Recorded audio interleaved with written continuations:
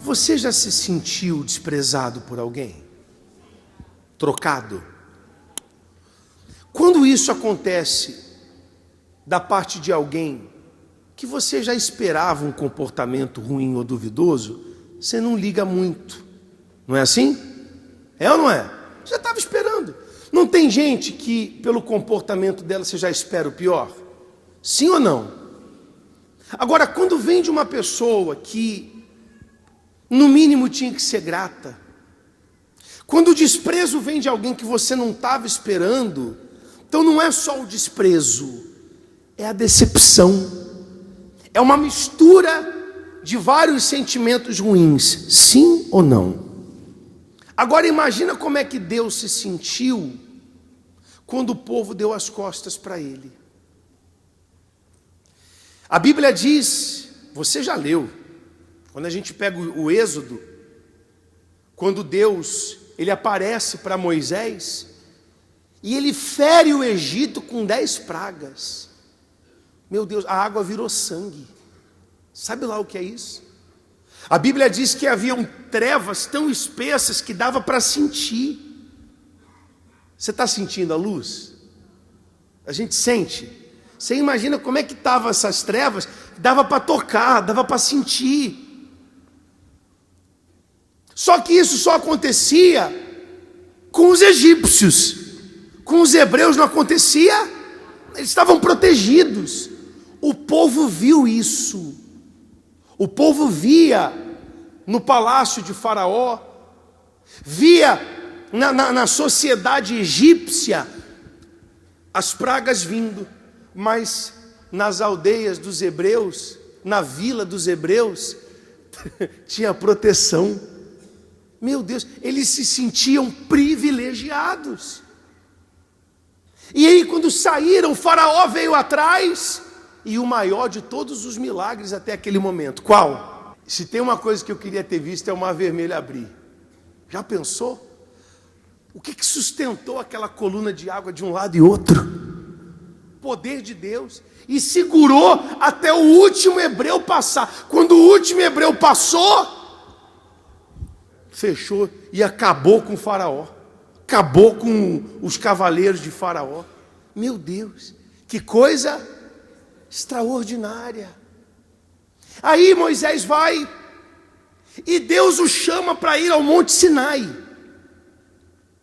para que ele subisse ao topo do Sinai e recebesse os mandamentos. Preste atenção.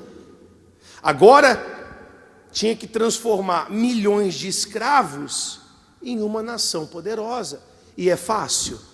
Você imagina, durante mais de 400 anos aquele povo viveu escravizado. Não tinham bons costumes mais. Era um amontoado de gente que tinha que se tornar uma nação. Então durante 40 dias, Deus foi dando para Moisés a orientação. O povo vai ter que agir assim, vai ter que agir assado. Foi dando a direção. 40 dias. Quantos dias? 40. Aí, alguém começa a conversar com outro alguém. Moisés está demorando. Já faz 40 dias. Será que ele morreu? Eles esqueceram tudo que eles viram. E começaram a duvidar. E chegaram para Arão. E falaram assim: Arão, faz um Deus para nós. Nós precisamos de um Deus, porque Moisés não volta mais. O que Arão fez? O que ele tinha que ter feito? Arão tinha que ter olhado para quem estava duvidando e falado o quê? Está amarrado, que não tinha o tá amarrado.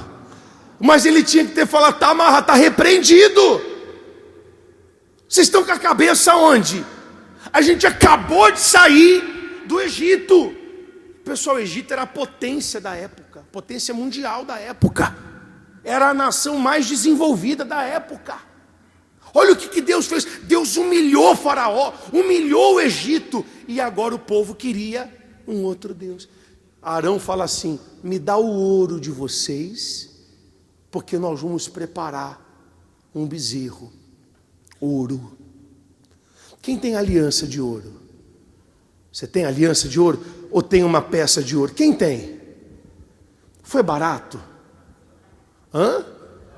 Ouro representa, o minério, o metal mais caro do mundo. Só sobe. O valor do ouro só sobe, só aumenta.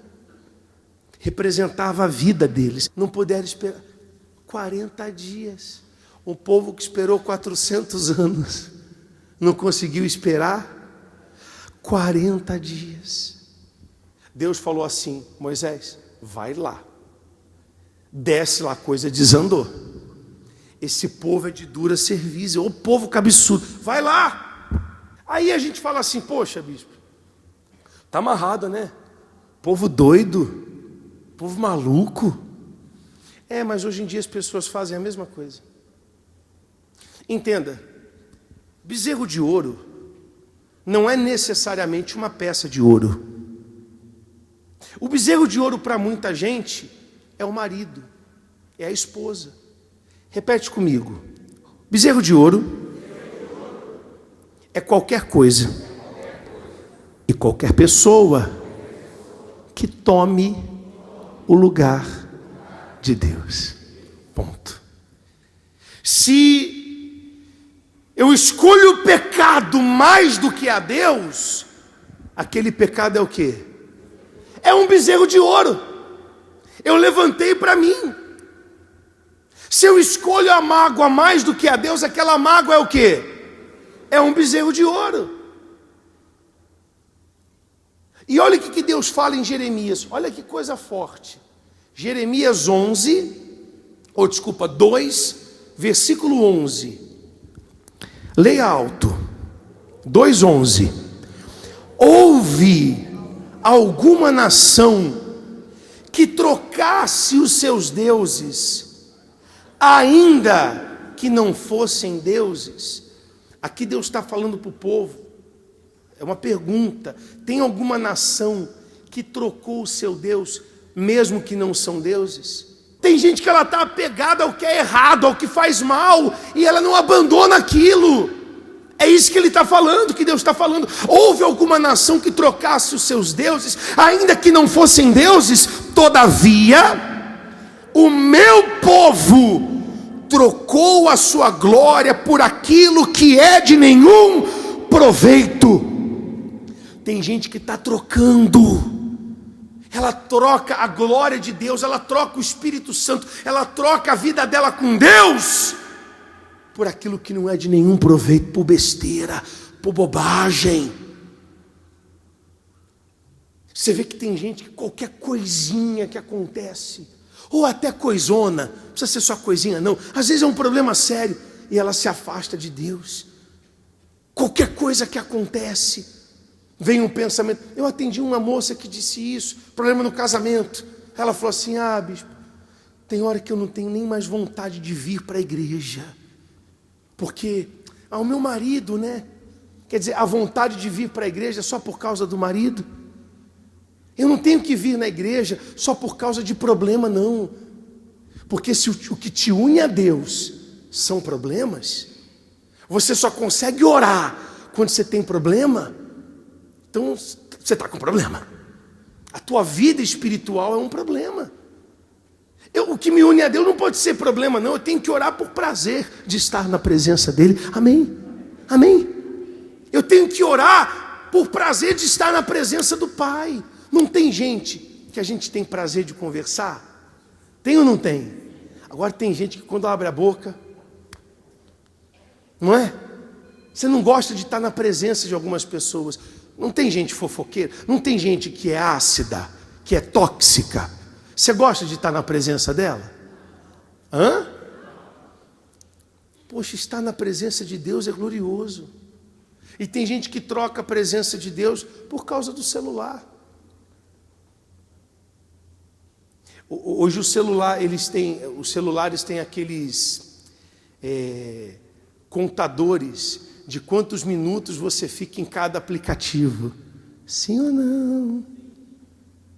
Tem gente que vai lá, vê os aplicativos, o tempo que ela fica nas redes sociais. Ela mesma fica com vergonha quando olha.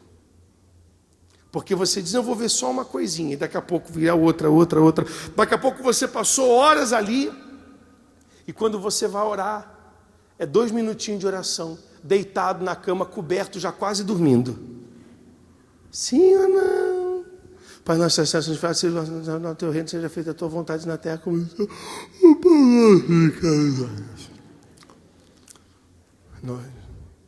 Amém, amém, amém. Quer dizer, não é oração. Não é oração. É aquela coisa, né? Eu tenho que orar. Mas quando você está com um problema, você não ora deitado na cama. Quando você está com um problema, você dobra o seu joelho. Você manda mensagem para um monte de gente. Ora por mim aí. É ou não é? Fala a verdade. Não, não é assim? Eu não estou falando isso te condenando, te julgando, não.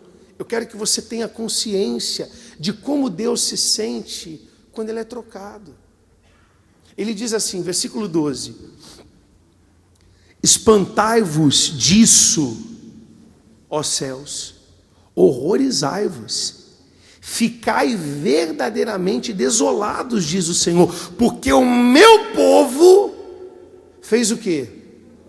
2 maldades. O meu povo, o povo que eu amo, o povo que diz que me ama, o meu povo, o povo que eu assumi e que eles me assumiram, eles fizeram o quê?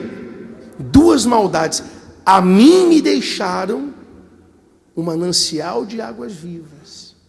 E se não bastasse ter deixado, e cavaram cisternas rotas que não retêm água. Quer dizer, além de abandonar Deus, ocuparam o lugar de Deus com um bezerro de ouro.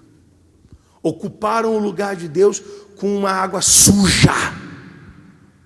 Eu tenho ali uma fonte de água fresquinha, límpida, pura, mas eu vou lá beber no esgoto. É isso que ele está falando. Meu povo fez 2 maldades. Jesus, ele disse assim: buscai, pois, completa, em primeiro lugar o reino de Deus e a sua justiça, e as demais coisas serão. O que as pessoas fazem hoje? Elas fazem o contrário. O que elas buscam primeiro? As demais coisas. E se dá tempo, então vamos buscar a presença de Deus. Mas bispo, eu estou firme na igreja. Aí, deixa eu descer. Que aí a pessoa vai dizer o seguinte: mas bispo, eu estou firme na igreja, eu estou aqui, bispo. Veja, no versículo está escrito, meu povo. O que nós somos? Povo de Deus. Mas mesmo sendo povo de Deus, eles trocaram a Deus. Seja sincero, por favor, vou fazer uma pergunta, não precisa me responder, mas eu quero que você seja sincero com você. Você tem orado como você deveria orar? Não responda. Não responda. Sincero, dentro de você. Eu quero que você pense. Você tem orado como você deveria orar? Sabe? Orado mesmo, dobrar os seus joelhos, esquecer e falar com Deus: meu Pai, eu te amo, eu preciso do Senhor, eu te agradeço por tanta coisa que o Senhor fez. Orar não é só dobrar os joelhos e orar, é andar em espírito, é estar conectado com Deus, é não deixar nada atrapalhar a conexão entre você e quem? E Deus. Você tem feito isso como você deveria fazer? Não me responda. Eu quero que você pense. Quem aqui já colocou bombril na antena de TV? Quando começa a rir, já sei que já fez já. Já colocou? Já? Por que a gente colocava o bombril na antena de TV? Para melhorar a imagem. Mas você sabe por quê que o bombril melhorava a imagem? Porque ele aumentava a receptividade do que estava sendo transmitido. Ele fazia com que a conexão ficasse mais forte. Então era um artifício que a gente usava. Às vezes tinha que virar a antena. Aí não mexe, nem respira, né? Vai mexendo, bota o bombril, para poder estar conectado com a fonte de transmissão. Para que a transmissão chegasse ao aparelho receptor de forma limpa, com mais força. A oração faz isso. A oração nos conecta com Deus. Coloca um bombril se precisar, meu camarada. Vamos mexer essa antena, vamos orar como convém. Amém? Amém? Você pega na Bíblia o poder que tem a oração. O rei Ezequias ia morrer. Ele se voltou para a parede e orou. Meu Deus, lembra da minha fidelidade. Lembra do meu compromisso. Ele não ficou triste, ele não foi arrumar alguém para lamentar. Ele foi aonde? A Deus, ele foi orar. Vida com Deus, vida de oração. Deus falou, mandou o profeta voltar. Volta lá, fala que ele vai viver mais 15 anos. E mais do que isso, eu vou dar paz para ele. Avisa a ele que eu ouvi a oração. Olha como que a oração é importante. Foi feita uma lei, não podia orar. Quem orasse seria lançado na cova dos leões. O que Daniel fez? 3 vezes por dia. Pode me jogar nas covas dos leões, não tem problema. Mas eu não vou perder a minha conexão com o céu.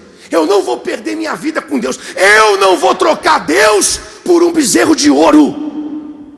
Eu não vou deixar de beber a água límpida que Deus tem para mim, para beber esgoto. E ele foi lançado na cova dos leões. Foi ou não foi? Mas ele tinha uma conexão tão forte com Deus, uma vida tão forte com Deus, que um anjo teve que descer para fechar a boca do leão. Amém? O leão não pode me devorar se eu tiver vida com Deus. Agora, e se eu não tiver vida com Deus? Se eu trocar Deus, se eu não buscar em primeiro lugar o reino. Então é isso que eu quero que você tenha em mente. Vamos buscar em primeiro lugar o reino. Estar no reino e permanecer nesse reino. Amém?